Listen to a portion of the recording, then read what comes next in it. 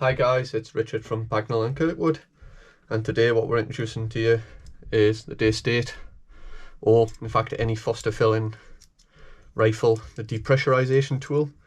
So we're going to run through it and we're going to show how it works.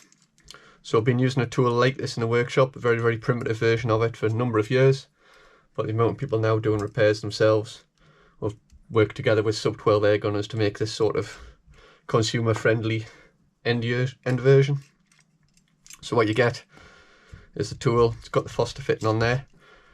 We've got a hex key here, so you can take that out, and if you've got a different rifle you can put in another bar that comes with it, so if you need to have more distance to operate and open your fill valve, and also if you need less distance or whatever, you can just trim this to whatever size you need for your rifle. So as it comes with standard, it comes with the one set up for Daystate rifles. But where this comes into its own is rifles where you're needing to repair one where you can't take the bottle off.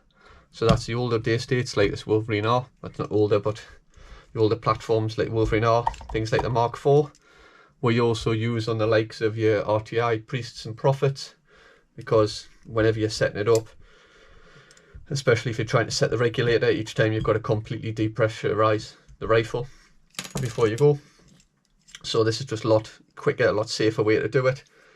The other thing to remember is after you depressurize the rifle, on a regulated rifle like this one, you may still have air in that regulator space. So even though you depressurize this part, it's always good to make sure you don't have any air in regulator side either.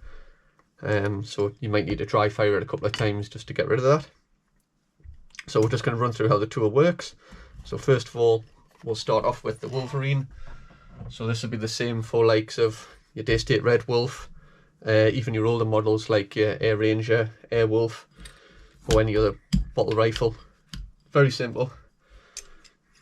I tend to loosen that off. In fact, usually I take it off completely. Snap that onto your fill valve, and then you just screw in.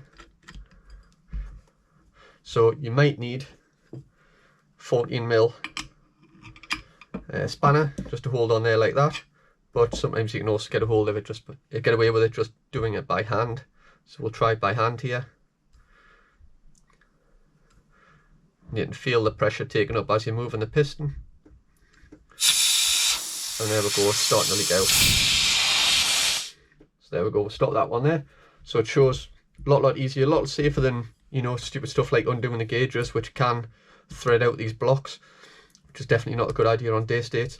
But it's going to save you hours of dry firing to empty the bottle, to reset your reg, to set it up again, to put it back on, refill, realise your reg's at not the pressure you want, and then go through the whole process all over again.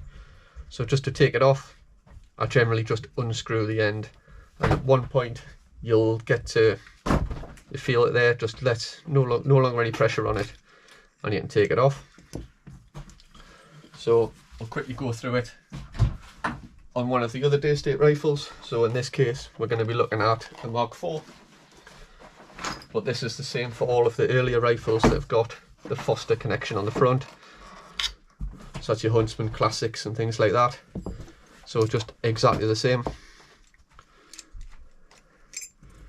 Take it off there, snap it on,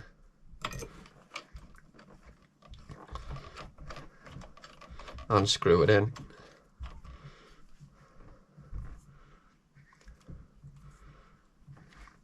And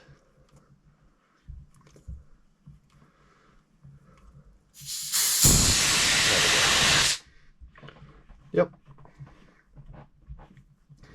So you can also use it on rifles where you can remove the buddy bottles, like say your FX Impacts, Crowns, things like that, as long as they've got this Foster style connector.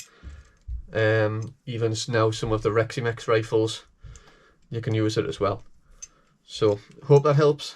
As always, we'll pop it on the website so you know where to find it, and we'll see you on the next video. Thanks for watching.